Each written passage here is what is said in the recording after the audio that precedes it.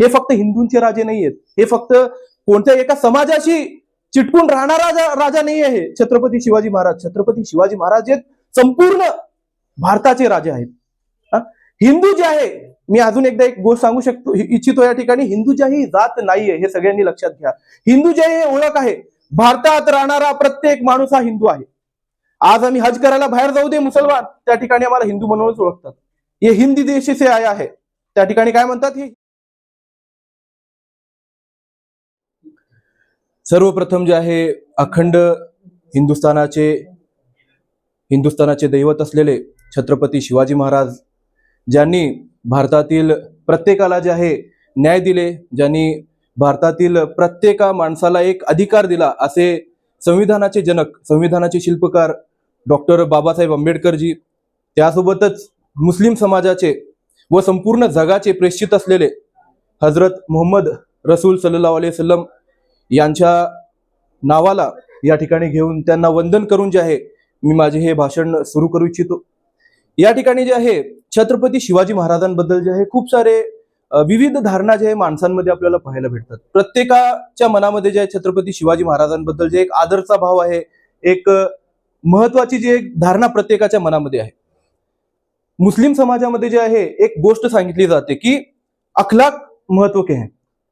मोहम्मद रसूल सल्लल्लाहु अलैहि वसल्लम ज्यांनी जे आहे इस्लाम धर्माची सुरुवात केली, इस्लाम धर्मामध्ये जे आहे त्यांनी प्रचार केला, लोकांना जे आहे इस्लाम धर्माची शिकवण दिली, तर त्यांच्या मागे सुद्धा लोक त्यांच्या अखलाकमुळे, म्हणजे त्यांची जी वागणूक होती त्याच्यामुळे जे लोक त्यांच्या मागे आले.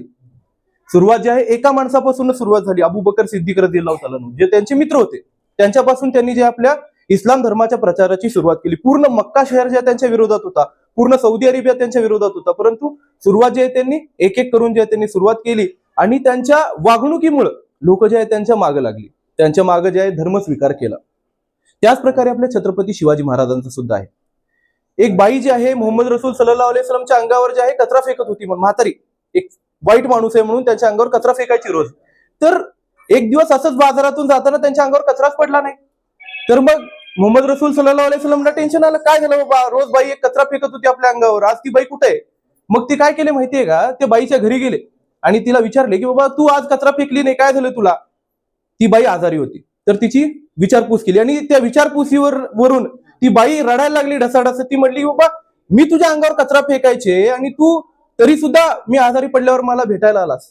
तर या वागणुकीवरून ज्या त्या बाईने इस्लाम धर्म स्वीकार केला. तर इस्लाम धर्म जे आहे प्रेमाच्या माध्यमातून जे पसरलेला आहे, त्याच प्रकारे स्वराज्य धर्म जे आहे ते सुद्धा प्रेमाच्या भावनेतूनच जे पसरलेला आहे.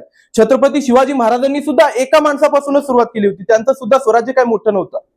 शहाजी राजेंनी स्वप्न पाहिलं होतं की आपल्याला जे स्वराज्य घडवायचं आहे, मराठा मुलखाला जे गुलाम मुलक म्हणून ओळखलं जायचं, त्या काळामध्ये जे आहे सातवाहन, राष्ट्रकूट, चालुक्य असे मोठमोठे राजघराणे महाराष्ट्रामधून होऊन गेले, परंतु कुठलाही राजा असा मराठ्यांचा राजा नव्हता. कुठलाही राजा जे आहे मराठ्यांचा राजा नव्हता. प्रत्येक जण जे आहे त्या राजांच्या कारकिर्दीमध्ये जे एक सुभेदार म्हणून काम करायचे. परंतु शहाजी राजेंना स्वप्न होतं राजमाता जिजाऊंचं जे एक बदला घ्यायचा होता त्यांना, कारण त्यांच्या वडिलांना जे आहे त्या ठिकाणी जे फसवणूक करून अहमदनगरच्या निजामाने जे मारलं होतं. एक निष्ठावान सुभेदार होते जिजाऊंचे वडील, त्यांनी जे निजामासाठी प्रचंड युद्ध लढले, प्रचंड युद्ध जे त्यांनी जिंकले, परंतु एक जातीवादीवरून, एक त्यांच्या आपचा द्वेष मधून जे आहे निजामांनी त्या ठिकाणी जे त्यांना ठार मारले, धोकेने ठार मारले त्यांना. ते एक त्यांच्या मनामध्ये खंत होती की आपल्याला जे आपला राजा घडवायचा आहे. तर बालपणापासूनच जे आहे राजमाता जिजाऊंनी जे आहे या ठिकाणी आपल्या मुलाला म्हणजेच छत्रपती शिवाजी महाराजांना जे आहे ते संस्कार द्यायला सुरुवात केली. छत्रपती शिवाजी महाराज जे फक्त, मी प्रत्येक भाषणामध्ये हेच म्हणतो, छत्रपती शिवाजी महाराज जर समजून घ्यायचे असतील ना, तर 2 तासाचा पिक्चर असू दे किंवा 200 एपिसोडची मालिका असू दे, ती पुरेशी नाहीये. छत्रपती शिवाजी महाराजांना जर कळून घ्यायचं असेल तर खरं त्यांच्यावर लिहिलेली जी पुस्तके जी आहेत, त्यांच्यावर लिहिलेली ती पुस्तकं वाचा, त्यांच्यावर लिहिलेली जी बखरी आहेत ते वाचा. इतिहास जे आहे 2 वेगवेगळ्या भागांमधून जे लिहिलं जाते, शत्रू पण इतिहास लिहित असतो आणि मित्र पण इतिहास लिहित असतो. तर दोन्ही बाजूंवरून तुम्ही जे इतिहास छत्रपती शिवाजी महाराजांचा वाचा. त्यांच्या शत्रूंनी सुद्धा त्यांच्याबद्दल चांगलंच लिहिलेलं आहे आणि त्यांचे जे स्वतःचे इतिहासकार होते त्यांनी सुद्धा त्यांच्याबद्दल चांगलंच लिहिलेलं आहे. हे आपले छत्रपती शिवाजी महाराज होते. त्यांची वागणूक, त्यांच्या लोकांसोबतचे संबंध, त्यामुळे जे लोक त्यांना आज रयतेचा राजा म्हणतात. छत्रपती शिवाजी महाराजांनी कधीही स्वतःला एक महान राजा म्हणून भूषवलेलं नाहीये. छत्रपती शिवाजी महाराजांना मंदिरामध्ये यायला एका भटजीने जे त्यांना रोखलं, त्यांनी म्हणले तू राजा नाहीये. त्यांनी काय म्हणलं, तू राजा नाहीये, तू मंदिरात येऊ शकत नाही, तुझं राज्याभिषेक झालेला नाही, काय नाहीये, कोण पण राज्याभिषेक करून राजा होऊ शकतो का? छत्रपती शिवाजी महाराज जर त्यांच्या जागी जर दुसरा माणूस असला असता तर त्या ठिकाणी त्याचा शिरच्छेद केला असता. परंतु छत्रपती शिवाजी महाराज काय म्हणले, आम्ही स्वतःला कधीही राजे समजत नाही, आम्ही जनतेचे सेवक आहोत, आम्ही रयतेचे राजे आहोत.